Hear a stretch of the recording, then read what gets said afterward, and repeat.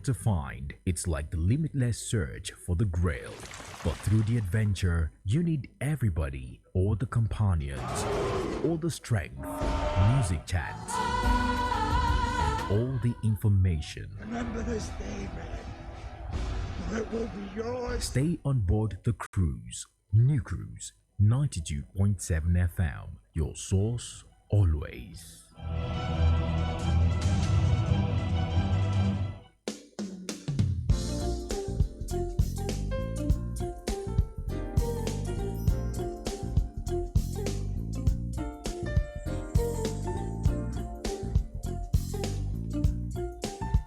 Hello, good morning and welcome. It is NewCruse 92.7 FM broadcasting live from Ikere, Ekiti State, and this is a special session. We have a big fish with us in the studio. The Yorubas will say Ejanla, but before I go ahead to introduce him, the voice is the same, the name is the same, Samuel Olugbemini, and I am not alone in the studio. I have with me my colleague Olaoluwa Adele. Good morning.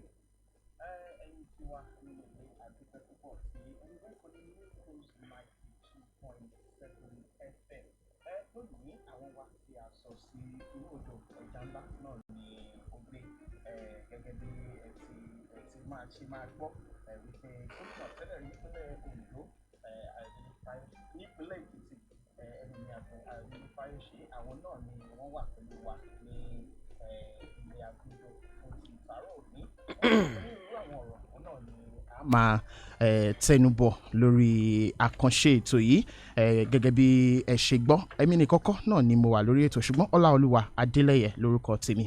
All right, like you heard Olaoluwa Adele say, we have the former governor of Ekiti State. Some would also refer to him as the Akbogun Pote, of Ado Ekiti. Well, it's a pleasure to have in the studio Chief Ayo Fayose. Good morning, sir. Morning to you and morning to the good people of Ekiti, home and abroad. Thank you for taking time to join us. We'll be doing this in English and Yoruba, so I will take questions in English. Olaoluwa Adele will take questions in Yoruba. But for the sake of people listening at home, I'll let Olaoluwa kickstart this interview session. ẹ jẹ́ kí a bẹ̀rẹ̀ báyìí. Ó ti tó bí ọdún mẹ́ta tí ó ṣe pé ẹ ti fi orí àlééfà sílẹ̀ gẹ́gẹ́ bí gómìnà nípínlẹ̀ Èkìtì. Tí ẹ bá wò lọ síwájú tẹ́ wò lọ sẹ́yìn tí gómìnà Fáyẹmí tí ó ti ń tukọ̀ ìpínlẹ̀ Èkìtì, ṣé ẹ lè rí àwọn nǹkan kan tó ṣe wípé ó yàtọ̀ nípa bí ẹ̀yin ṣe ń tukọ̀ ìjọba ìpínlẹ̀ Èkìtì àti bí gómìnà Káyọ̀dé Fáyẹmí ṣe ń tukọ̀ ẹ̀ lọ́wọ́ tá a wà yìí? Ẹ ṣe lẹ́ẹ̀kan sí gbogbo èèyàn mi nípínlẹ̀ Èkìtì. Ọlọ́run a máa dì í mú, ẹ ò ní rí wàhálà, ẹ ò sì ní rí ogun tó ju ẹ̀mí lọ. Èmi ni ọmọ yín, gómìnà ìgbà kan rí ní ìpínlẹ̀ yìí tí ẹ fún ní àǹfààní nígbà náà lẹ́ẹ̀kínní lẹ́ẹ̀kejì, tí gbogbo yín mọ̀ sí Ayọ̀ Fayose, tí ó jẹ́ apágun pọ̀tẹ̀pá kínkín inú ẹ̀ ti ìlú Adó Èkìtì, tí ó jẹ́ òṣòkòmọ́lẹ̀ kòkè irúnmọ́lẹ̀ tó ń jẹ jollof rice. Gbogbo oúnjẹ ló ti wà ní jíjẹ nísìnyí nígbà tí àwọn tó ń lé àwọn àgbẹ̀ kúrò lóko, àwọn tí wọ́n ń dà wá láàmú gbogbo, tí wọ́n ti jẹ́ kí ó má jẹ́ pé nǹkan tá à ń jẹ yẹn nìkan là ń jẹ mọ́, ó ti fún wa láǹfààní láti máa jẹ gbogbo nǹkan. Ọlọ́run kó ràn yín lọ́wọ́ kó sì dì í mú gẹ́gẹ́ bí ìbéèrè tí wọ́n béèrè. Ayo Fayose ó jẹ́ ẹni tí ó ti ṣe ìjọba tiẹ̀, tí ó sì ti fi ojú àlà hàn. Àlà sí ni ó ń fi ojú oko ọ̀lẹ hàn. Èkíní, èmi ọmọ yín Ayo Fayose ti kó ipa láti rí i pé ìpínlẹ̀ yìí dàgbà sókè, láti rí i pé a ṣe ohun tó yẹ ká ṣe. Èkíní, àwọn ohun tí mo fẹ́ sọ yìí jẹ́ ohun tí ẹnikẹ́ni kò lè sọ pé kò rí bẹ́ẹ̀. Ẹni tó bá ní kò rí bẹ́ẹ̀ àti ọ̀tá ilé àti ọ̀tá ìta kò tẹ́tí lè kó. Èmi ọmọ yín ni Ọlọ́run fún ní àǹfààní tó ṣe ọ̀nà láti ìlú Ìkẹrẹ títí dé ìlú Adó Èkìtì ní alábala méjì. kò sí àtúnwé asán nípa eléyìí, kò sì sẹ́ni tó lè jà níyàn. Èmi ọmọ yín náà ni ó ṣe ibi tí kì í ṣe èmi ló sọ lórúkọ, tó jẹ́ àwọn ará ìlú ló sọ lórúkọ, tí à ń pè ní ọjà Fayose. Tẹ́ bá tẹ̀síwájú sí lọ́wọ́ ọ̀tún àti ọwọ́ òsì ní Matthew Street, pàápàá jùlọ lọ́wọ́ òsì, èmi ọmọ yín Ayo Fayose ló la ọ̀nà alábala méjì tó lọ sí ọ̀nà Ìlàwẹ̀ tó parí sí NTA Junction. Tẹ́ bá tún súnmọ́ wájú sí, èmi ọmọ yín Ayo Fayose ló kọ́ ọjà Ìrẹ̀kẹ̀sín, ọjà Ìwé Adó tó wà níbẹ̀. Ó tiẹ̀ jẹ́ pé ìjọba tó wà níbẹ̀ yìí wọ́n ṣe iṣẹ́ pé ká bá ní kun ilé, iṣẹ́ píńtà, wọ́n bá wa ṣiṣẹ́ píńtà, wọ́n dẹ̀ bá wa ṣe interlocking sí ilẹ̀. Ẹni tó lọ gbà ará ìlú mọ ẹni tó ní. Bí èèyàn bá yà bàrà tó wọwọ́ ọ̀tún, á rí àtúnṣe àtúntò fún ìgbàlódé tí a fi ìwí tí Ọlọ́run gba ọwọ́ mi ṣe gẹ́gẹ́ bí gómìnà. Tẹ́ bá tún tẹ̀síwájú, kò sẹ́ni tó lè jiyàn pé tàbí ìjọba mìíràn wà tó lè sọ pé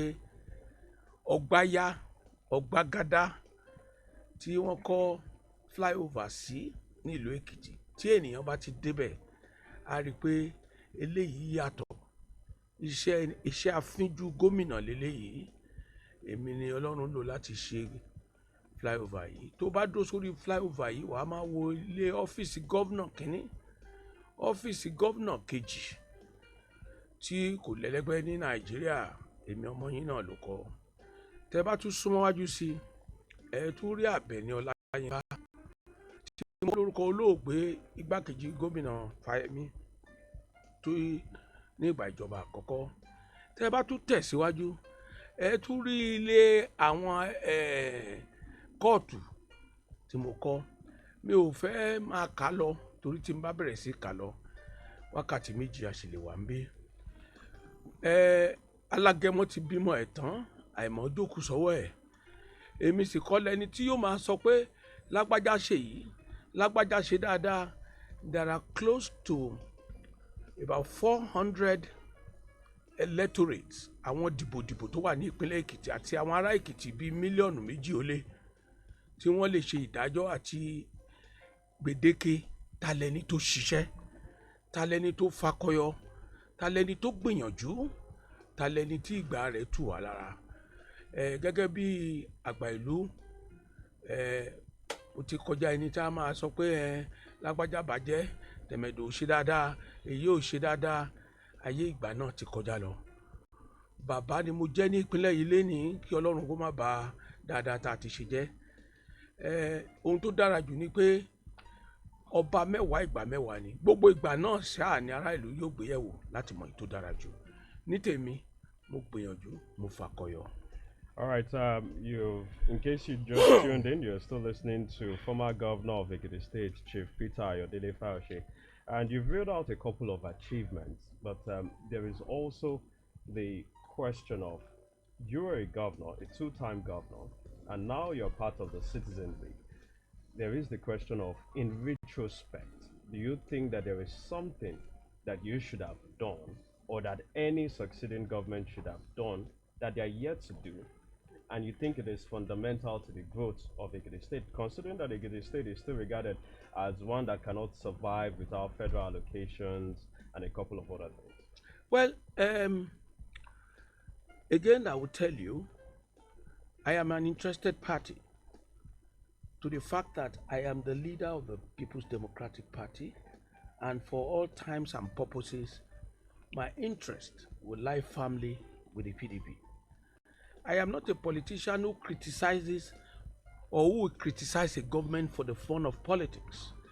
I criticize based on facts and figures, and everybody must have a side to a story. When you call the APC, the ADP, particularly those parties that have governed the state before, you will be able to have a side to every story. To our story, I've just told you the success story the PDP has recorded, and to the glory of God by me at the end of affairs. I want to ask you a question, or I want to ask Ekiti people. in their various homes and offices as I speak. They know the best performed governor. What cannot be mistaken for such? All these I have mentioned, tell me another government, another party that has done 1/3 of what I have done. Apologies to interject. We're not even talking about your achievements. You've reeled them out, and we know that there are a couple of more. But we're saying that, what exactly do you think any government, or maybe a succeeding government, considering that we're even looking at elections, that means what I'm saying to you is this: you have to assess to a reference. I am a reference point by the grace of God in this state. It is expected that governments after me must do better than I've done. That is to tell you that I have laid out the achievements of my government. These achievements I just mentioned were barely achievements of only 4 years, just a few in 4 years, which means any government that has not done that much or has not done over and above has not done well enough. Like I told you, I say it expressly, I wear 2 caps, leader of the PDP and leader in the state. The issues are very clear. Whether you confirm that Buhari is the worst government in our history, or APC as a party is the worst that has happened to us, more as it were, will be in a better judgment of the people of the state who are affected positively or adversely. To me, the Ekiti people are missing a PDP government. A governor that can be felt, be touched. People can see a governor. The governor is readily available. The governor lives with them. The governor is in town. These are more of the expectation of the people of Ikere. In terms of performance, there is no government in this state that has shown concern for the people like my government and the government of the PDP. I expected this government to do more. And for their failure not to have done what they ought to do will cost them that election June 18 this year. Gẹ́gẹ́ bí ẹ ṣe ń sọ̀rọ̀ lẹ́ẹ̀kan, ẹ mẹ́nuba ìjọba ààrẹ Muhammadu Buhari ní ti ìjọba àpapọ̀ tí ó ṣe pé àwọn ni wọ́n ń ṣe ìjọba lọ́wọ́. Ṣùgbọ́n kí a lọ sẹ́yìn ní ọdún 2015 kó tó di wípé ìjọba ìgorí àlééfà, onírúurú àwọn ọ̀rọ̀ náà ni ẹ máa ń sọ tẹ́ ń tàfà pàápàá jùlọ sí ààrẹ Muhammadu Buhari nígbà yẹn. Ṣùgbọ́n lẹ́nu ọjọ́ mẹ́ta yìí ó dàbí ẹni pé gbogbo ẹ̀ ó ti wá lọlẹ̀ díẹ̀. Ṣé ó ní nǹkan tíjọba yìí ti ń ṣe tó ń ṣe pé ó jẹ́ kí inú yín rọ̀, àbí ẹ kọ̀ wò pé mi ò nílò láti máa sọ̀rọ̀ mọ́? Ṣé ẹ rí sà, tó bá ti bá odi tí ó gbọ́ tí ó lè sọ̀rọ̀, ó máa débi kan tá a sú ẹ. Káti ẹ̀ ní Fáyọ̀ṣe ò sọ, ṣára ìlú ò mọ̀ pé ìyà ń jẹ àwa, ò mọ̀ pé ìyà ń jẹ ara ìlú ni. Èkíní, ìjọba yìí àti kékékéké nípa ètò gbígbé agbénipamọ́ tá à ń pè kidnapper, tá à ń pè ní bandits. Kò sí gbogbo ohun àti èdè tá a ti fi sọ̀rọ̀. Ẹ má ṣe gbàgbé pé adití ènìyàn kò gbọ́n táráyé ń sọ. Gbogbo Nàìjíríà pátápátá lọ̀rọ̀ Buhari sú báyìí tí wọ́n dẹ̀ ń gbàdúrà pé kọ́lọ́run kó ṣọ́ olúkálùkù kọjọ́ fi pé kí ìjọba yìí kó kúrò níbẹ̀. Bí mo ṣe ń bọ̀ nínú mọ́tò, mo ń bá àwọn tó wà nínú mọ́tò sọ̀rọ̀ pé ìjọba tó burú jù níjọ́ tá a ti wà nílé ayé leléyìí. Ṣé mọ̀ pé wọ́n fẹ́ sọ owó epo nísìnyí di 376 per litre. Ṣé èèyàn ní ìdí àti tún sọ̀rọ̀ mọ́ nípa ìyẹn? Torí pé kò lè sẹ́ni tí orí ò ní ta tàbí torí ò tí ì máa ta ibi tá a bá dé. So ìwàásù ò kọ́ àjọ mọ́ ju pé kí Nàìjíríà, àwọn ará orílẹ̀-èdè yìí fúnra wọn, kí wọ́n kọ ìyà fúnra wọn. Kí ló dé tá a wá fi bẹ́ẹ̀ gbúrò yín mọ́ bíi ti tẹ́lẹ̀ mọ́, pàápàá jùlọ nípa ọ̀rọ̀ ìjọba tó wà lóde? Ó ṣẹ̀ṣẹ̀ túmọ̀ ẹ̀ fún ẹ tán nísìnyí ni. Èyí tá a ti sọ síwájú, tá a ti sọ sẹ́yìn, kí làbá díẹ̀. orí ọ̀rọ̀ sísọ yìí kò sí ní tó kù tí a ti sọ nípa ìjọba. Kí ni tuntun tá a fẹ́ sọ títí ò ti gbọ́? Lẹ́yìn ìgbà tá a sọ títí pé kán má yàwó, mo lọ sílùú China lọ protest pé kán má yàwó. Gbogbo bí tó yẹ kí ẹ̀dá gbé ọ̀rọ̀ wọn dé ni mo gbé dé. Àwọn àgbà ní alágbẹ̀dẹ tó bá ń lóore lójú kan pé ó ní nǹkan tó rí. Ṣé àwa lè sọ pé bóyá ó ti wá rẹ̀ yín àbó ti sú yín ni? Kò sígbà tó gbọ́dọ̀ rẹ ọmọ ológun. Ohun tó túmọ̀ sí tí mo fẹ́ kó yé ẹ ni pé tó bá débì kan àá fọkàn sí pé kò sí ẹni tá a máa ṣèjọba lọ láéláé. Ẹni tẹ́ ẹ bá ti sọ fún tí ò bá gbọ́, ọjọ́ ìjọba náà á wá sópin lọ́jọ́ kan. Á dẹ̀ fún gbogbo ènìyàn láti tún yan ẹlòmíràn láti wà nípò ìjọba. Èkíní, gẹ́gẹ́ bí gómìnà lórí àlééfà, ọ̀rọ̀ wa kó agbára dání nígbà tí mò ń ṣe gómìnà. Nígbà tá ò ṣe gómìnà mọ́, kò lágbára tó bẹ́ẹ̀ mọ́, because the powers of the office of the governor comes with certain levels of authority. And the little we can say, we can talk about, we keep doing it. And we will continue to do it. But that does not ordinarily say that we are going to continue to talk to a man who cannot ordinarily change. When Nigerians were talking about a president that all his appointments were basically from a section of the country. When we are talking about government is insensitive about security, about finances of our people, and you have said it over and over and over and over and over, there's no day you will enter the bus and go and fight in Aso Rock. You just continue to do your bit and continue to support the people of Nigeria. All right. In the past couple of years, we've seen a lot of blame go to the PDP. The APC has always blamed the PDP, saying it had 16 years to rectify the situation, but did not do so. Now, there is the question of PDP wanting to return in 2023 at the general elections. Does it have the solutions, the real solutions to some of the problems bedeviling the nation, security, economy, or it's more concerned about getting power first before beginning to look for solutions to this problem? Can I say this to you? What has APC done differently? What has APC done to warrant remaining in power when you compare? That was when you started this conversation. I was able to reel out my achievement. I was able to establish that there is no government, there is no political party leading a government that has been like that I led. Forget about political blackmailers. Remember that you can only talk about yesterday to talk about tomorrow. It is obvious that a bag of rice when PDP was there is now ×3 today. The cost of fuel, I recall when there was a fuel increment under President Jonathan. When you now know what the price of fuel is today, it will amaze you and what is likely to be again. The insecurity, let me give you an instance. You know, when each time you have crisis and somebody is killed somewhere in the north, in the south, even if the president has to do something, he will have to hold back to visit that state. Today, nobody visits anybody. You die, you die. You are killed, you are killed. That is to show the insensitivity compared to the past. So, for me, PDP is still the best option for this country. Is it still the same old PDP? I don't understand. Solutions? I'm asking you because you are a national leader within the PDP. Sincerely, I don't understand when a political party tags a party like PDP as a bad party, when you can equally see today the difference.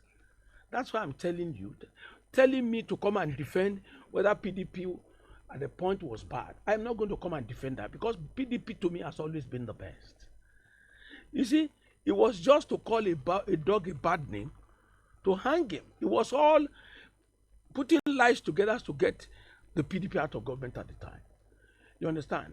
You liken this to when the people of Israel wanted a modern image, a God to serve in place of the real God. They've seen it themselves, that this is a government of deception. So for me, PDP gave the best at the time. And coming back, 8 years after, a lot will have gone by for Nigerians to see and read between the lines to return. If you don't know where you are going, go back to where you left. Go back to where you left. They left PDP. They should go back to the PDP. Are you going to say it will be a good news for you to wake up in the next few days or few weeks to be told that fuel is about 350 naira to the liter? How would you feel? And that affects us uniformly. Everybody in the country will feel it. That's the kind of thing to expect. And when Jonathan was there, remember what the price of fuel was? 86, 87. It's going to 300 and something. Diesel is today 400 per liter. How do you reconcile all this and still be talking about PDP? I mean, where would Nigeria have been if APC has been ruling this country in the last 20 years? Will have been doomed. Ìbéèrè tí mo fẹ́ béèrè nípa ọ̀rọ̀ òṣèlú lápapọ̀ náà ni ṣé nǹkan tẹ́ wá ń sọ báyìí ni wípé tí ẹgbẹ́ òṣèlú PDP tí ó bá ṣe é ṣe fún wọn kán tún gbàjọba padà ní inú ìdìbò tí ó ń bọ̀ lọ́nà yìí gbogbo nǹkan máa padà àwọn nǹkan tó ti wọ́n ẹ mẹ́nubà ọ̀rọ̀ epo ẹ mẹ́nubà àpò ìrẹsì ṣé gbogbo ẹ̀ tún máa padà sí bó ṣe wà tẹ́lẹ̀ ni àbí torí àwọn ìjọba tán máa ti wá wọ́n máa sọ pé àwọn ò mọ̀ pé nǹkan ti bàjẹ́ tó eléyìí kó tó di pé wọ́n gbàjọba. Kò sí ìjọba tó ń sọ bẹ́ẹ̀ ju APC lọ. APC nìkan ló ti sọ̀rọ̀ ọ̀rọ̀ tẹ́ ń sọ yẹn títí di ọdún kẹjọ nínú ìjọba báyìí APC ṣì ń bú PDP torí àlàyé yẹn ò yé mi. Ṣé rí àwọn tó wà Nàìjíríà yìí tí wọn ò bá ti gbàjọba lọ́wọ́ àwọn APC àjẹpá àwọn fúnra wọn ṣègbè nìyẹn o.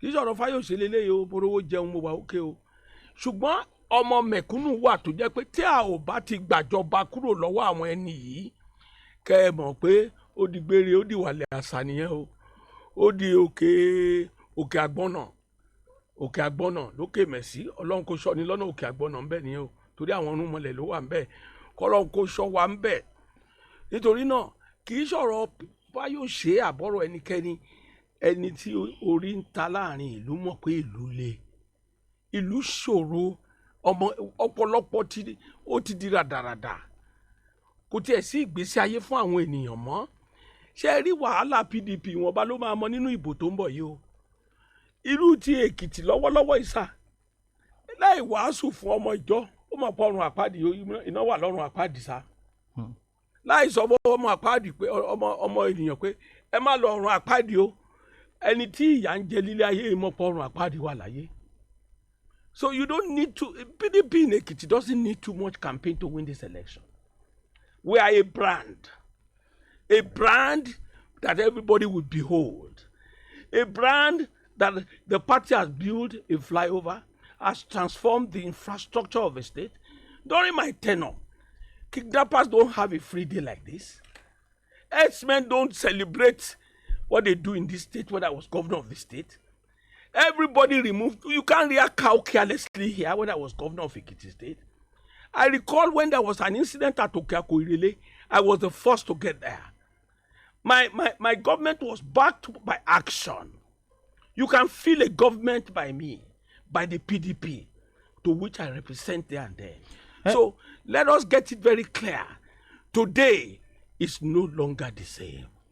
Tí a bá wá ń wò báyìí agbọ́nsẹ́ ìkàmùdùnsẹ́ ojú olóko owó síbẹ̀ ẹgbẹ́ òṣèlú PDP ní àwọn kọ́ ní kádìmú ẹgbẹ́ òṣèlú APC ní àwọn mọ̀ pé nǹkan ti bàjẹ́ tó ilé ṣé ẹ̀yin ò wá lérò pé ó yẹ kí bí àwọn Nàìjíríà kan ní láti lè yàn láàrin bí ẹgbẹ́ òṣèlú mẹ́ta dípò PDP tàbí APC nìkan. Ìbéèrè tí wọ́n gan ìbéèrè kò yé mi bóyá nǹkan yé ẹ torí pé tó o bá farabalẹ̀ ẹ̀yin oníwèé ìròyìn ẹ̀ máa ń tanra yín jẹ ẹ bá sọ̀rọ̀ ibi máa lu ẹ̀yin náà pa torí ẹ̀rọ ọ̀nà ńlẹ̀ máa torí bọ́gbọ́ ìyà ń jẹ àwọn ará ìlú òun béèrè pé PDP ń sọlé ìtẹ̀mẹ̀dọ̀ ń sọlé ojú tiẹ̀ náà ò fọ́ o òun ra nǹkan fọmọ lọ léèwé o ó mọ bó ṣe rí o ṣé bí stéètì ṣe rí nígbà tí mo filẹ̀ ló wáyé this is politics ṣé bí wọ́n ṣe ń wa mọ́tò tí gbogbo ẹ̀ rí tí gbogbo nǹkan nira báyìí ṣé bó ṣe rí kò sọjọ́ Friday tẹ́ ẹ̀ ní gbúrò mi nígboro stomach infrastructure níbi gbogbo ni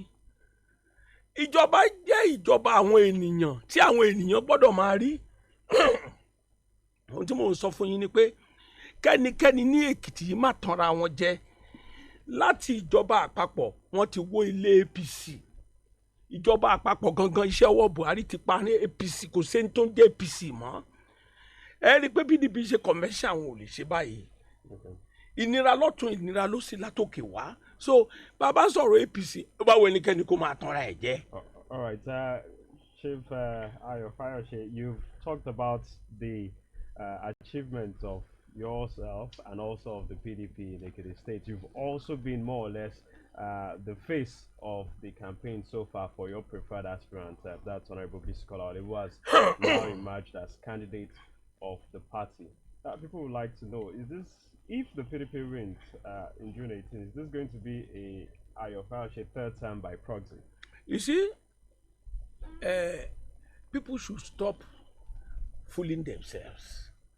Let me talk about advanced democracy. The Bill Clinton dynasty endorsed the black man Obama. The Bill Clinton dynasty endorsed a barely known Obama as their preferred candidate. And nobody gave Obama a chance. He started as a senator who was going to try for the moment. Obama became one of the best performed presidents of America. When Obama left, step aside, he came back to endorse Mrs. Clinton. Endorsement of an aspirant to become a candidate is all over the world.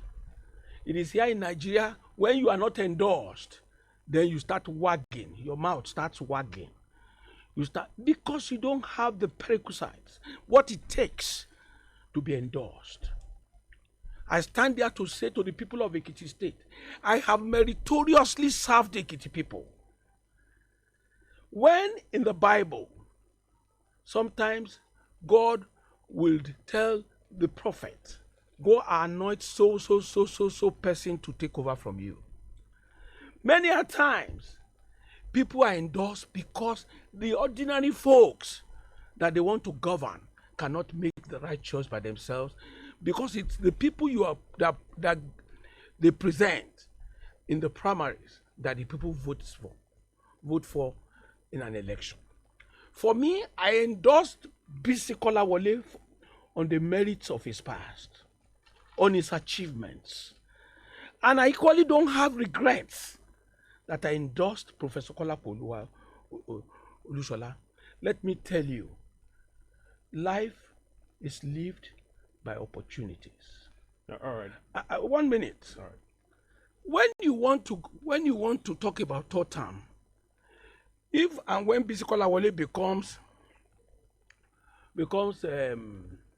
if he is elected governor, becomes the governor of Ekiti State, before I will be remembered, his wife will be called first lady. His children will be first family. What is third term in that one, sir? Somebody must stand up for somebody. This was the same way they fought when I supported Professor Kolawole Olushola. The same people today are the same people attacking Bisi Kolawole. When I endorsed Mrs. Olujimi as my deputy, I was the best. I was a good leader. I was celebrated. When I supported Duro Fasheyi to go to Senate, I was the best leader ever produced in the history of our state. Ẹni ìfà òtọ́ sí ló ń pè lára mú. Àwọn ará ìlú mọ̀ pé Fáyọ̀ṣe ò lè tàn wọ́n. Ló ṣe lọ́ fi sọ pé lọ́ fi rí pé tá a bá ń fàyàn sílẹ̀, a ṣe ju nǹkan táwa ṣe lọ. Àwa dẹ̀ máa sọ fún pé the people expect so much from you. Ẹni tí tó bá ti lọ wáṣẹ́ lọ síbì kan, wọ́n á ní ta ni referee ẹ. Who is your, kí ni reference yẹ? Kọ́ sí ìwé ibo ló ti ṣiṣẹ́, ta ló recommend ẹ wá síbí? Majority of the people trying to contest, who is the referee? Ṣé Kìtàtú Gambu ni? The question here is that let no politician be making noise. Àwa tá a wà ń bí, mo ti proof ara mi, Èkìtì ti rí ọwọ́ mi, wọ́n mọ̀ pé mi lè ta òfo fún wọn. All right, His Excellency, sir, let me just quickly, let me take you up on this. You said you meritoriously served Ekiti State To what extent do you think that the non-payment of salaries during the twilight of your tenure has affected that legacy? And also, considering that you also have a case with the anti-graft agency, EFCC. I am not the one contesting, so don't get that wrong. The case with anti-graft agency, how does that affect Bisi Kolawole? Is Bisi Kolawole, a man is even adjudged innocent until otherwise proven. But that is on the side. On the issue of salaries owed by my administration, which is regrettable, but let me tell you very expressly, there were 2 payments that were supposed to be paid to my government, which was Paris Club, which was later paid to the present administration. Federal government roads refund of about 13 billion, which was later paid to this government, was denied my government because of my stance against President Buhari at the time. So let nobody come to lie to say that the resources, then there was this budget support funds, which amounted to about 4 billion that was not paid to my administration. All that was deliberately done so that I would not be able to pay those 2 months' salary so that they will come and do what they did in the election. Let me tell you very clearly that for any reasonable person at the time knew that my love for the public service, for the people of Ekiti, cannot be wished away. So the fact that we couldn't pay those 2 months' salaries was nothing to the fact that the money was held illegally by the federal government. Let me give you another instance. Do you remember when Osun election was to be done? The federal government released almost 10 billion to them. When it was time to do Kogi election, when the governor Kogi was owing a lot of salary, the federal government released about 20 billion to Kogi State, just few days to the election. That is for you to see that what they were doing was on purpose to deny the legitimate leader of that state and the people of Ekiti for their personal gains. So let me just slide back again. When I came to office in 2014, the then government too was owing about 4 months. So there's nothing to that. And one thing the teachers, the civil servants in this state will not take away from me is that they know that I love them. Fayose might be a tough person, tough on truth. Tough on truth. I can't stand anywhere you are plotting people, you are lying on people. When you say things to me, you allow me to check with the other side. So that is the kind of person I am. And for Bisi Kolawole, it's a new beginning, fresh beginning for Ekiti. That I want you to know that. Tó bá ṣe pé ẹ̀yin ṣe ń darapọ̀ mọ́ wa ìkànnì NewCruse 92.7 FM òun náà ni ẹ̀ ń gbọ́ tí a sì ní ìfọ̀rọ̀wérọ̀ alára ọ̀tọ̀ pẹ̀lú gómìnà ìpínlẹ̀ Ekiti tẹ́lẹ̀ rí olóyè Ayo Fayose tí wọ́n ti ń fọ̀rọ̀ jomitoro ọ̀rọ̀ pẹ̀lú wa látẹ̀ẹ̀kan nípa ọ̀rọ̀ nípa ètò ìdìbò tó ń bọ̀ lọ́nà nípínlẹ̀ Ekiti òun náà ni a ṣì ń mẹ́nubà lọ́wọ́ tí a bá wò gẹ́gẹ́ bí oníròyìn àti fọ̀rọ̀wérọ̀ pẹ̀lú ọ̀pọ̀lọpọ̀ àwọn olóṣèlú àti àwọn tó tiẹ̀ jẹ́ pé wọ́n gbégbá nínú ètò ìdìbò abẹ́lé tí ó kọjá nínú ẹgbẹ́ òṣèlú PDP tí wọ́n sì sọ pé wọ́n dẹ́bi bí ẹgbẹ́ òṣèlú PDP bí wọ́n ṣe pàdánù nínú ètò ìdìbò tí ó kọjá nípínlẹ̀ Ekiti ròyìn wípé bí ẹ ṣe gbé olùdíje kan kárí òun ló fà á kí ni ẹ̀yin rí sọ sí eléyìí. Mo ti ṣàlàyé yẹn àtúnwé asán ló tún kù. Mo ti sọ fún ẹ pé nílùú Amẹ́ríkà tí òṣèlú wọn tún le ju tiwa lọ. Àwọn ẹbí Clinton ló gbé Obama lérí. Ẹni tó bá ti lágbára náà máa ń sọ pé tó bá jọ ń ṣe dáadáa àwọn tó ń pariwo yẹn tí n bá gbé wọn. Mo ti sọ fún ẹ nígbà tí mo gbé Mr. Olújìmí gẹ́gẹ́ bí igbákejì gọ́vnà ìgbà tó lọ sí Senate ṣe ni wọ́n ń sàmí tán sàmí òṣòkò bàbá leader of all leaders ẹkùn òkè ẹni kò mọ̀. Ìgbà tí mo gbé dúró Fáṣèyí ọba àdún ni mí tí wọ́n ń sàmí ni tán ṣe gbọ́ gẹ̀dẹ̀ púpọ̀ náà ń gbé dúdú wálé mi. Jẹ́ kí n fẹ́ lẹ́sàmpù kan. Gbogbo ìbò léje fún PDP àti APC 6,500 ló máa ń jẹ́. Ìsáyédà kí PDP ní 3,100 KPC ní 3,200 bẹ́ẹ̀ yẹn ni kì í ju 300 tó fi gbéra wọn lọ. ṣé èèyàn lè fìbò 3,000 ṣe sẹ́nítọ̀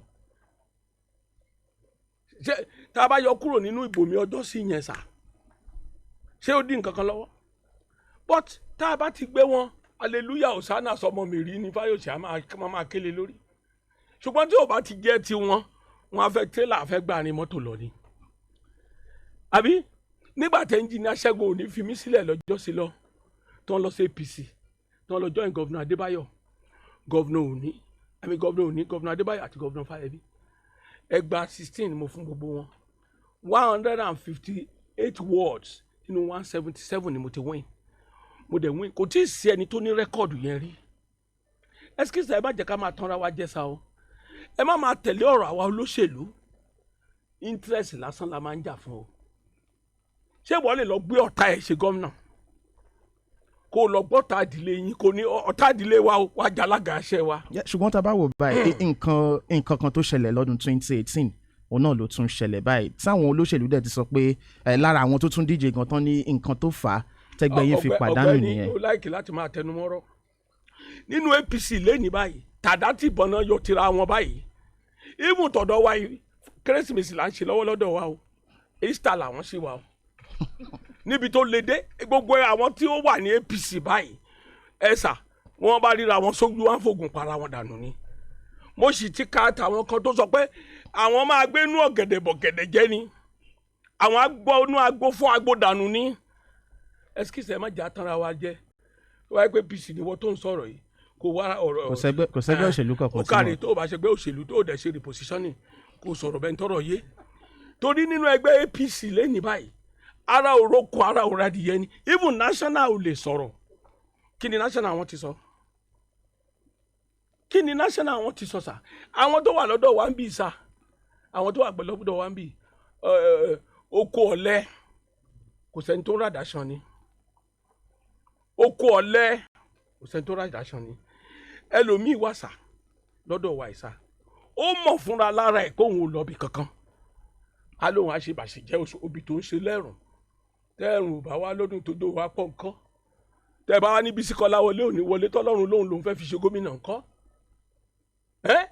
mo ní ká yé ṣe bí ọlọ́run yàtọ̀ sénìyàn o tó bá ti jẹ́ pé ọ̀rọ̀ Bísí Kọ́láwọlé inú ìfẹ́ ọlọ́run ló wà ìlérí asán làwọn ọ̀tá wọn máa lé òun ni mo ṣe gbàdúrà fún Bísí Kọ́láwọlé I prayed for Bísí Kọ́láwọlé your enemies will get tired they will get weary by the day ẹni tó bá ti jọ́ta Bísí Kọ́láwọlé kó ṣàmì kó máa rẹ àwọn ọ̀tá Bísí Kọ́láwọlé tó wà nínú ẹgbẹ́ yìí kó máa rẹ wọ́n ọ̀tá Bísí Kọ́láwọlé tó wà nínú ẹgbẹ́ APC kó rú máa mú wọn látọkàn kó yẹ kẹ́rù máa bẹ̀ ni tó o bá ti jọ́ta àdúrà yẹn ò ní tẹ́ mọ́ ẹ lára wòlíì sọ pé in Jesus name gbogbo òjò nọ́mbà wì ẹni tó rọ̀ bá kàn ní kó dáhùn for me as a leader I have a right to endorse anybody.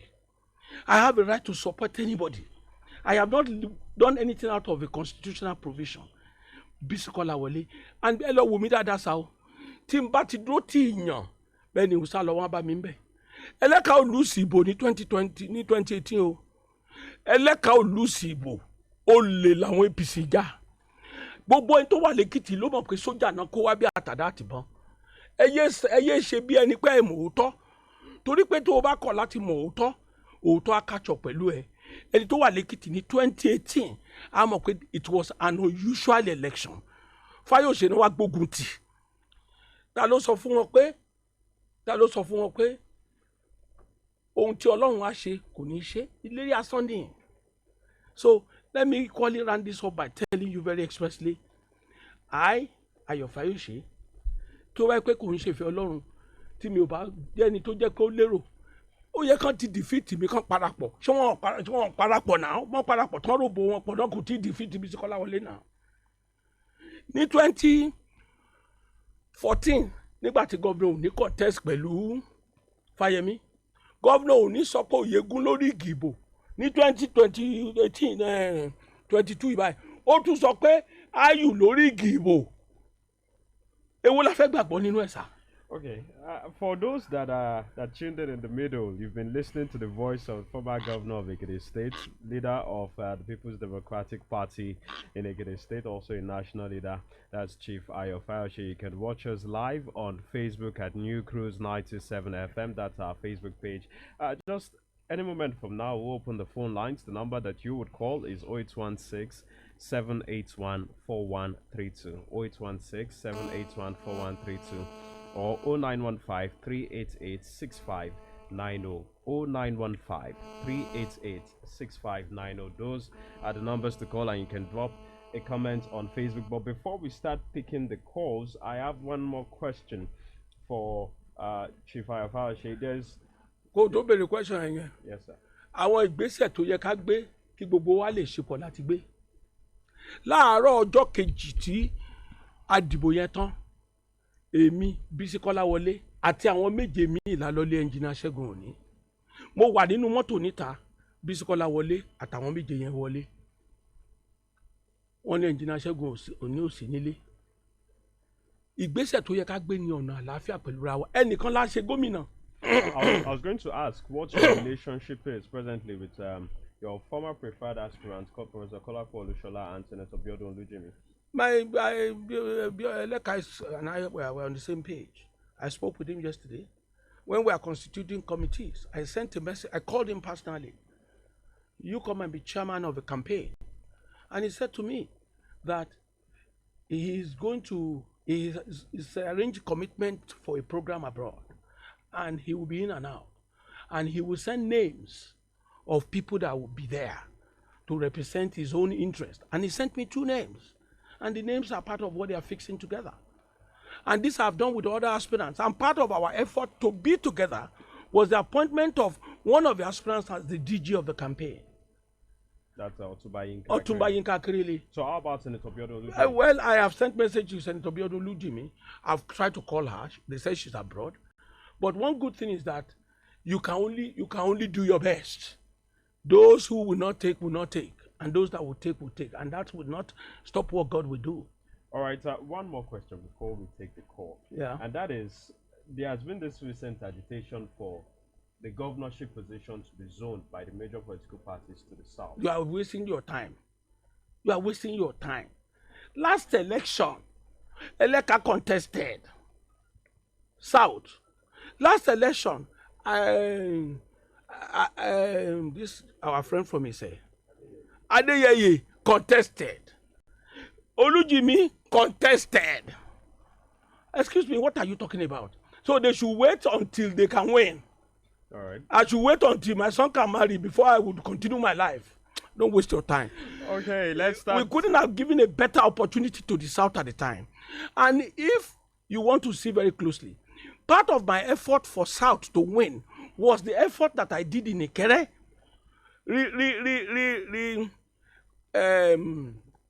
Change the infrastructure of Ikere completely, transformed it to draw attention. The same thing they did at that time was to wear down themselves. Adeyeye, fought us, went to APC, eventually lost, came to face Olujimi face to face in Senate. Tọ́tẹ̀ bá ti pọ̀jù àwọn ọlọ́tẹ̀ ló ń gbé jẹ́ o. Tọ́tẹ̀ bá ti fẹ́ pọ̀jù ìwọ ẹni tó bá ti ń dìtẹ̀ kó ná sùúrù sí o. Okay, let's start picking calls right about now. The number to call once again is 0816-781-4132. Please note that you have just 30 seconds because I know a lot of persons want to call. You have just 30 seconds. Ẹnikẹ́ni ò dẹ̀ gbọ́dọ̀ bú Fáyọ̀ṣe torí mi ní bú ẹ tó bá bú mi máa bú ẹ padà. We will not take vulgar So má language. sọ yẹn o. We will not take vulgar sọ fún wọn o. language. All right, hello. Ẹ kojú mọ́. God bless you, sir. Okay, orúkọ mi ni Evangelist Paul láti ìlú Àjọwọ́ Àkókò. All right. Èmi kàn fẹ́ kí bàbá wa Peter Ayo Fayose because wọ́n ṣe dáadáa ní ìgbà tí wọ́n wà ń bẹ̀ lọ́jọ́ yẹn. So adẹ̀ tí ń bẹ̀rù pé kí kẹjá àti ẹjẹ́ kájọ fi sùúrù sí gbogbo ẹ̀ tí gbogbo ẹ̀ lè tẹ̀síwájú. Ọlọ́run adé máa ràn yín lọ́wọ́. God bless you, sir. Mo dúpẹ́ o. Hello, sir. Hello ma. Ẹ kú kó lè da dádì wa Òṣogbo bàbá. Ìyá mi bàbá, ìyá. Mọ́mí Glory ló ń sọ̀rọ̀ látàjẹ́wọ́ Àkókò. Okay. Question tí mo fẹ́ bèèrè lọ́wọ́ yín dádì. ìgbà tí Bísí Kọ́láwọlé win tí bá ò win kí ló dé tẹ̀yìn náà lọ bá gómìnà tó wà lórí oyè báyìí tẹ lọ kí congratulations tẹ̀lẹ̀ tí wọ́n bá wọn jẹ́ ní information nìyẹn. torí a gbọ́ lórí ìròyìn dájú àwọn alábòsí ló ń pé ṣe ẹ lọ yẹn. kí pé kó congratulations tẹ̀lẹ̀ tí wọ́n sórí ètò tẹ̀ tí wọ́n sọ̀rọ̀ ìgbésí máa gbọ́ wọn ló níbi tẹ̀ tí lọ máa ń pàdé tẹ̀ bá tí wọ́n sórí ètò ẹ̀ tí wọ́n máa fara yín jẹ́. máa gbọ́. kò yẹ kó rí bẹ́ẹ̀ kó tí mo kàn sọ ní pé ẹni tí á débẹ̀ nínú Bísí Kọ́láwọlé àbí ọmọ yín àti ọmọ ẹ tó bá ṣàti lè tún Èkìtì ṣe kékìtì máa dá lọ lọ́ọ̀ máa bá wa gbé débẹ̀ lórúkọ Jésù. God bless you. ẹ jẹ́ ká wá correct ẹ torí ó yẹ kí nǹkan yé yín ẹ yé gbọ́ nǹkan tí kì í ṣe òótọ́. èmi ló post picture tó ní ṣe pẹ̀lú gọ́vnà Akwa Ibom òun ló wá ṣe election primary Èkìtì. helicopter tó máa gbé gọ́vnà Akwa Ibom inú government house ló dúró sí tó ti máa fly out. mo dẹ̀ ń láti lọ sí governor Akwa Ibom as a former governor and a leader in the state mo ń láti sìn láti sọ pé ẹ ṣe tẹ wá ṣe nǹkan tẹ ṣe. nígbà tá a dé government house yẹn governor Fáyẹmí àti governor Akwa Ibom tó jẹ́ PDP wọ́n ń jẹun lọ́wọ́ pẹ̀lú gómìnà náà tó tún wá ṣe election ti APC. lẹ́sẹ̀kẹsẹ̀ wọ́n sin governor Akwa Ibom lọ sí di helicopter tó wá gbé torí government house ló dé sí. bí gómìnà kan bá wá sẹ́kìtì ọ̀dọ̀ gómìnà tó wà lórí ìtẹ́ ló máa dé sí whether you are PDP or you are APC. nígbà tí gómìnà Taraba wá deputy governor inú government house ló dé sí. so leadership yàtọ̀ sí mo kí lágbájá kí mi so ẹ jẹ́ ká get it right. fọ́tò tí ó wà níta yẹn èmi Ayo Fayose ló yà á èmi ló dẹ̀ sọ nǹkan tí mo wá ṣe ní government house. so ẹnikẹ́ni tó bá ń sọ fún ẹ pé wọ́n lọ congratulate Fáyẹmí ẹni yẹn ó ní àrùn ọpọlọ. Well, we will not take vulgar language, His Excellency, sir. But let me also quickly add that election, that picture was taken on just before the primaries. Not before the primaries. Of the APC. Before the primaries of the APC. But was taken after the PDP primaries, yes. Where I went to see off the governor of Akwa Ibom. And the picture... All right, His Excellency. Go ahead. Let's have this person online. Hello, we can hear you clearly. Okay, my name is Sauche from Oduado. All right, go ahead. Okay, what am I to say is that when the election was going, our excellent governor Shegun, he tell us on news that the election was fair and fair, and then we accept any result. My question is that when the election was counted, why you not fair and fair again? So I just give to them, make not do one so that they can collect Ekiti. Thank you. nǹkan tó mọ̀ yẹn sọ ṣàlàyé fún ará ìlú nígbà tán dìbò gómìnà Ṣẹ́gun Òní sọ pé ìbò dáa ó dẹ̀ sọ pé òun máa congratulate Bísí Kọ́láwọlé. Is that correct? That was what the guy said. Kí wá nìdí kí ló yí padà? That is the question. When people say yes, they must equally don't turn around and go and say otherwise. Nọ́mbà tẹ́lẹ̀ pèsè náà ni 08167814132 tàbí 09153886590. Hello, ta ló wà ńbẹ̀ o? Hello, ẹ káàsán. Ẹ káàsán o. Orúkọ mi ni Ráfẹ́ Ọmọ́tọ̀ṣọ́ láti Ìkẹrẹ. Ẹ ṣé púpọ̀. Mo kí gómìnà wa àná pé wọ́n kú atótónu látàárọ̀. Tọ́ba ní ká sọ nípa àṣeyọrí wọn, àkọọ́lẹ̀ wà tó jẹ́ pé àrọ́mọdọ́mọ gan wọ́n máa rí, ó wà lọ́wọ́ mi dáadáa. Báyìí primary election PDP ó ti wáyé ṣùgbọ́n ó dàbí pé ó kù díẹ̀ káàtó tí iṣẹ́ díẹ̀ kù sọ́wọ́ ọlọ́lá wa gẹ́gẹ́ bí adarí tí àwọn èèyàn kan sì ń bínú ẹ má fi ṣe pé bóyá a ti kí òjébo lóòṣà lọ́wọ́ ó kù bàbá ẹni tá a bọ nítorí pé àwọn aráàlú náà ló máa dìbò gẹ́gẹ́ bí ẹ ṣe ń ṣe sí àwọn aráàlú mo fẹ́ kẹ́ ẹ sì tẹ̀síwájú nítorí lóòótọ́ kì í ṣẹ̀yìn ló ń contest but personality yín ó wà very very important ní ọ̀rọ̀ tí a ń sọ yìí so mo fẹ́ kí ẹ sì gbé ìgbésẹ̀ àwọn tó ń bínú àlejò ká má ra àwọn tó ń bínú so kẹ́ ṣe àtúnṣe láàrin yẹn your excellency. ẹ ṣé mo dúpẹ́ à á gbìyànjú ṣùgbọ́n Hello. Let's just take this call. Hello. Good morning. Hello, Ekason. Please go ahead. ẹ ṣe púpọ̀. Engineer Peter Paul ń pè láti Ìkẹrẹ o. à ń gbọ́ yín. Akọni ká sí Òṣùpò ní o pé wọ́n fi iṣẹ́ takuntakun. ẹ ṣe púpọ̀. Ọlọ́run á dẹ̀ gbogbo ìlépa wọn, Ọlọ́run á mú wọn débẹ̀ o. ẹ ṣe púpọ̀. ẹ ló ta ló wà ń bẹ̀ o. hello. mo kí former governor pé wọ́n kú iṣẹ́ olúwa ràn wọ́n lọ́wọ́. lẹ́jọ́ alàgbà olúyẹmí fẹ́ẹ́ olúyẹmí láti èrìgì yẹn. hello. à ń gbọ́ yín. ẹ ṣé mo kí wọn dáradára pé wọ́n kú iṣẹ́. bẹ́ẹ̀ni ẹ là ń wá ọ̀rẹ́ kó ọ̀rẹ́ àìwá ọ̀tá kó ọ̀tá. gẹ́gẹ́ bí bẹ́ẹ̀ ni tó sọ̀rọ̀ ṣáájú yẹn kó ti sọ màá wá rọ former governor wa kó ṣiṣẹ́ yẹn bí iṣẹ́ ó dẹ̀ rí mọ̀ pé àṣeyọrí ti yẹrẹ ọwáyé. bẹ́ẹ̀ ìkejì tí mo fẹ́ sọ ni pé nípa owó àwọn òṣìṣẹ́ fẹ̀yìntì wọ́n sọ pé ìgbà tí ó wà lórí ìjọba lọ́jẹ̀ owó yẹn ọdẹ yẹn kó lè sọ fún gbogbo èèyàn kí gbogbo èèyàn ó gbọ́ ọlọ́run rẹ̀ lọ́wọ́. ẹ ṣe púpọ̀ tí agbára náà àdúgbò bá gbé ọlọ́run gíga. ẹ ṣe púpọ̀ 0816-781-4132 tàbí 0915-388-6590 náà ni nọ́mbà tí ẹ lè pè sí. Hello. ẹ ká san orúkọ yín àti ibi tẹ́ ti ń pè.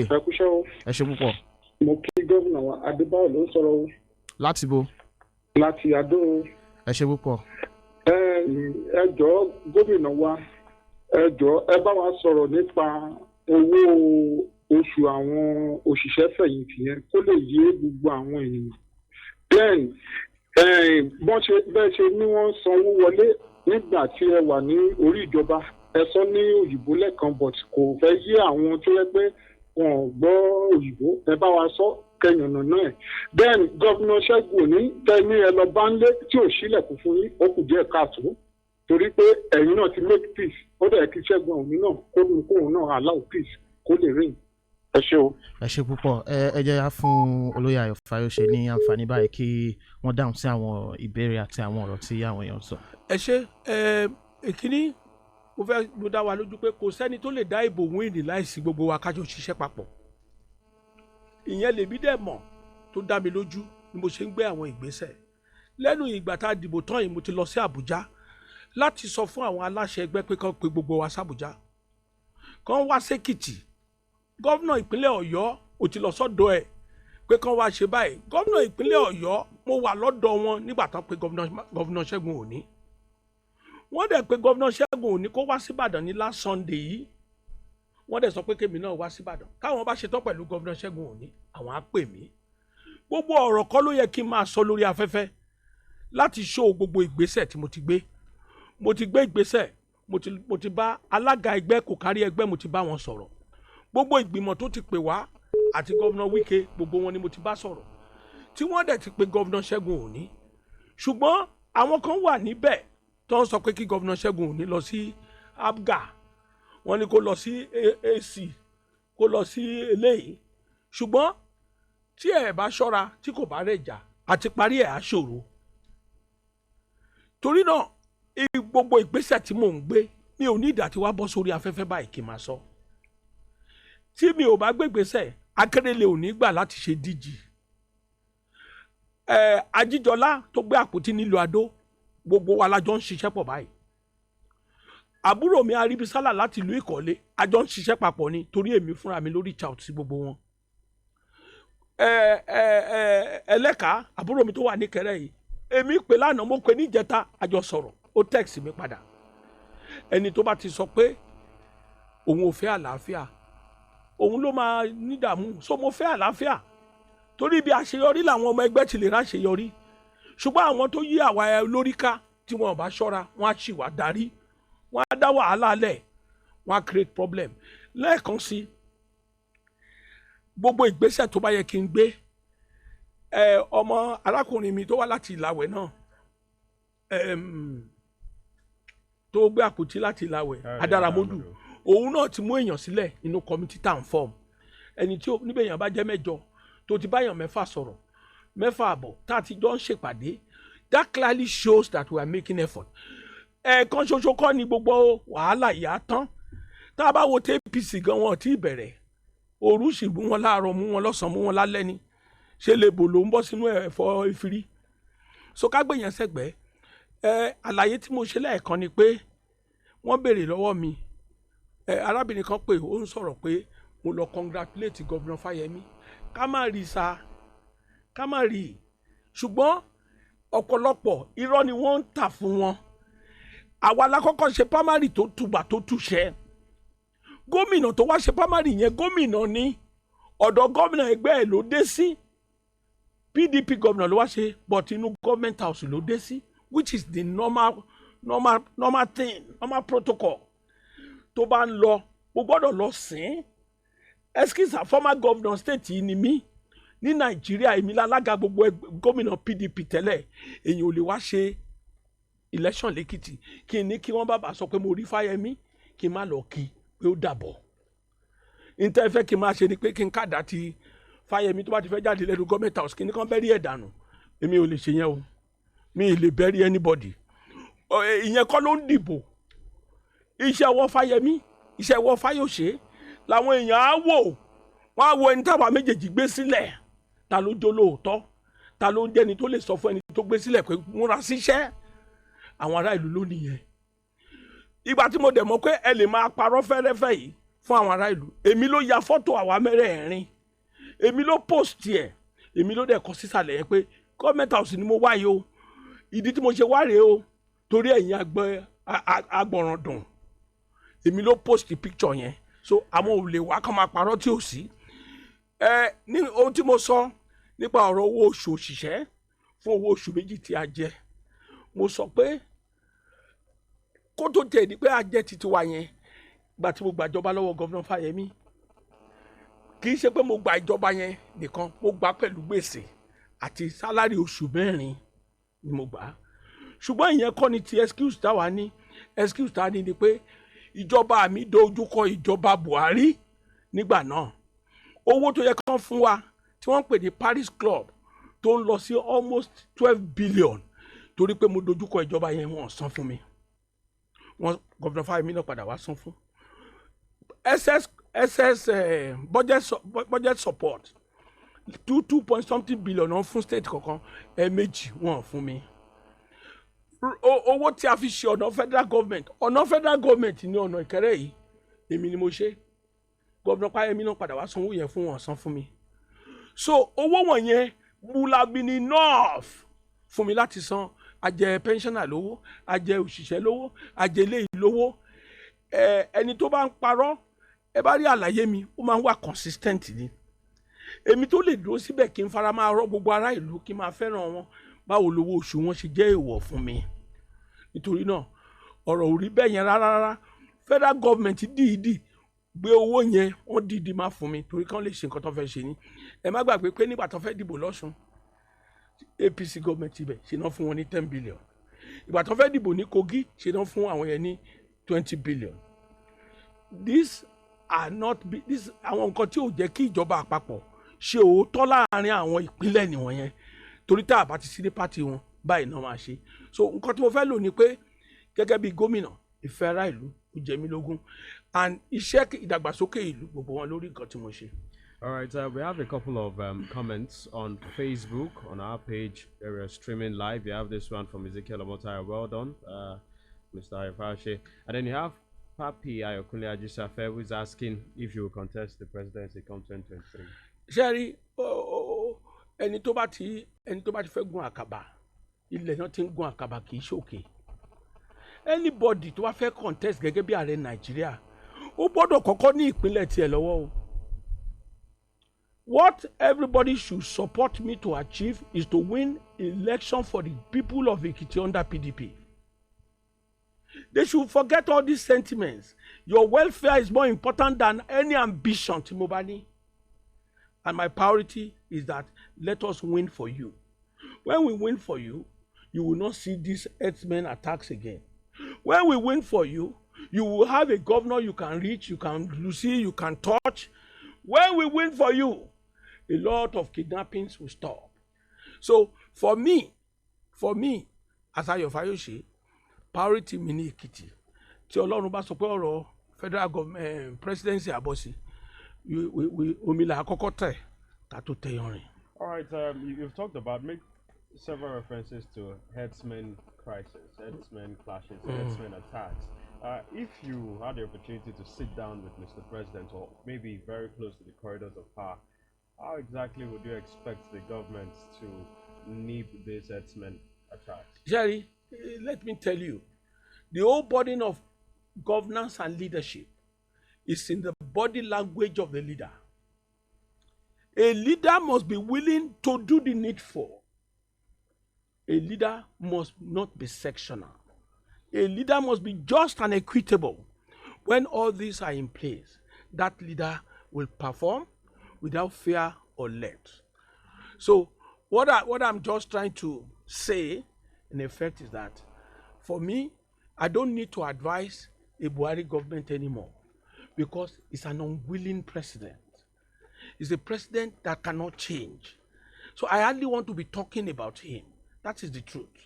Because I've done my bit. I have tried. The people of Nigeria, àwọn ará ìdílé Nigeria yìí nìkan gbara wọn sílẹ̀. Àwọn ará ìpínlẹ̀ Ekiti yìí nìkan gbara wọn sílẹ̀. Tí ìjọba APC bá ṣì wà ní ìpínlẹ̀ yìí, ìpọ́njú lórí ìpọ́njú, ọ̀dà lórí ọ̀dà ni o. That is the fact. All right. Yeah. Well, because of time, we have to wrap things up. But I'd like to ask one question and then your final remarks. A lot of persons said in 2018, money played a huge role in influencing the outcome of that election. They've also referenced that during the primaries of both the PDP and the APC.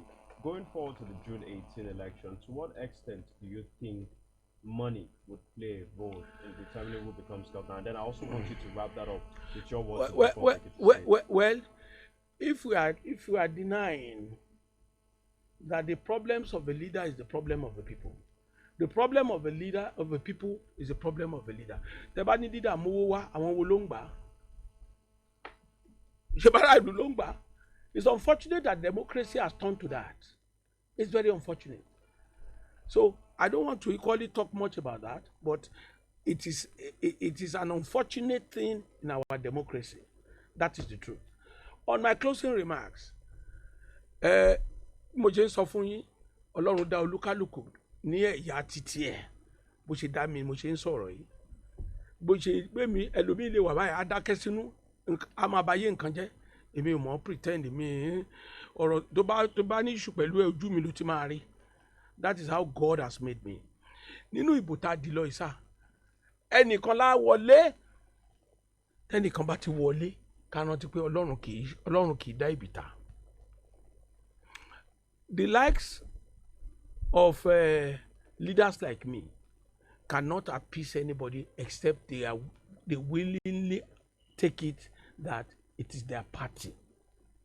Bísíkè bá jẹ gómìnà, Bísíkè ò lè jẹ deputy. Bísíkè bá jẹ deputy kò lè jẹ senator. Bó jẹ senator kò lè jẹ house of rep. Gbogbo nǹkan wọ̀nyí ká rántí pé bẹ́lẹ̀ yóò bọ́ sí lẹ́ni, ìmí àbọ̀ sí. Ẹni tó bá ń bínú kó fi lè dénú, kó má bínú. Kò sí tójú òrìrì sá o. Tẹ́nìkan bá ní Bísíkè gbọ́dọ̀ ṣubú, orí ẹni tó lá ṣubú yẹn náà là jálé sá o. Kó sọ̀run ẹ̀wọ̀rọ̀ kọ orí ẹ̀ náà já sí o. Torí ẹni tó bá ti wà lókè Ọlọ́run ló gbé síbẹ̀. Ní ọdún mẹ́rin tí àwọn kan sọ pé àwọn làwọn ṣèbìtà ẹlẹ́ka, oníyà ló jẹ gbogbo ìyà o. Let us forget the past. Èmi ready fún wa láti sọ̀rọ̀ mi ìgbàpò tí o. Béèyàn di PDP the government in the center. Tí wọ́n bá fi mi ṣe minister mi ní ṣe, mo ti kọjá èjì yẹn. Àwọn ọmọ ń tẹ̀lé mi nínú òṣèlú, wọ́n jọmọ kéékèèké. A gbọ́dọ̀ pa generation yìí run. If somebody is going to be a minister at 60 something, count me out. Mo ti dàgbà kọjá pálapàla yẹn. Tí n bá jayé ọmọ mi mọ́ra, kí láì kù fọ́mọ mi tá jẹ sá. Torí náà, nǹkan tí mò ń wá wà minimal. God has been kind to me. I've been holding the ace in Ekiti for the last 20 something years. May I give glory to God for that and assuring all young people that a Bisi-Kolawole government will represent the interest of the common man and the average person in the society. ṣeun. Mrs. Olújìmí ẹ̀yin náà ẹ jìbìrì ẹ má bínú àgbà tí ò bínú lọ́mọ ẹ̀ ń pọ̀ jọjọ́ dúró Fáṣèyí ọ̀rẹ́ wa ní léje méje àwọn ló ń gbà wò ń gbọ̀wọ́ o àtijọ́ fàwọ̀ gbéra wa rí o ká tó fàwọ̀ gbára wa báyìí ó yé mi o inú òkúta ní kọ̀ọ̀kan gbé o àti tùn so àjọ máa wo yẹn ni pé tí n bá ti dúró tì ẹ́ kó dúró tì mí bẹ́ẹ̀ náà làwọn tó kù tó ṣe ń bínú ẹnjìnà Ṣẹ́gun òní ire o ọ̀rọ̀ dọ̀rọ̀ àwọn àgbààgbà a máa sọ níta bá fẹ́ jẹ́ kájọ jókòó kájọ yọ síra wọn ẹlòmíràn pé Fáyọ̀ṣe òní dáríjì òun gbàgbé nípa yẹn kò sọlọ́run níbí mi sọlọ́run gbogbo àwọn tó ti wá ń bá mi I have told them we must win together and God will help us èmi ò nínú tó ń fìyàn sí ẹni tí ń bá dẹ̀ṣẹ̀ náà kó dáríjì mi a kì í mọ̀ rin kò rí má jì ẹ ṣé.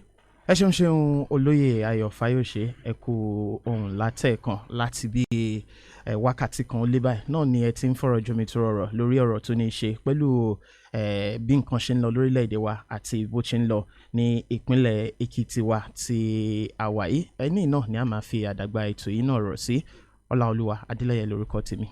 All right, thank you very much.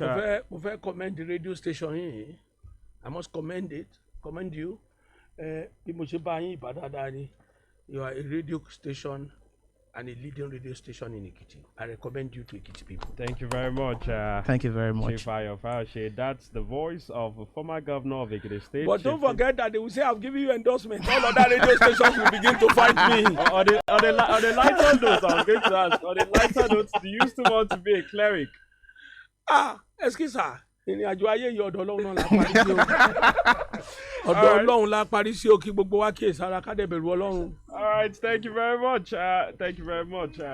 Chief Ayo Fayose, former governor of Ekiti State and leader of the People's Democratic Party. ẹ̀yin èèyàn mi ní Ìkẹrẹ́ o èmi àtẹlẹ́ka ti dìkan náà ìjà ló dé lónídòwe o Ìkẹrẹ́ ìlú bàbá mi ìlú tí wọ́n ti bí bàbá mi tí bàbá mi lò sí rẹpẹtẹ ni o ẹ dẹ̀ rí i pé mo ṣe dáadáa ní Ìkẹrẹ́ mo dúró tì yín lọ́jọ́ ogun mi ò sá lọ́jọ́ wàhálà mo dúró mo túlù iṣẹ́ wọ́n forí san olóore ni o Ìkẹrẹ́ ẹ má ṣe gbàgbé o Ọlọ́run á ràn yín lọ́wọ́. All right, thank you very much. It's still NewCruse 92.7 FM broadcasting live from Ikere, Ekiti State. Now we'll continue with the rest of our programs. Thank you.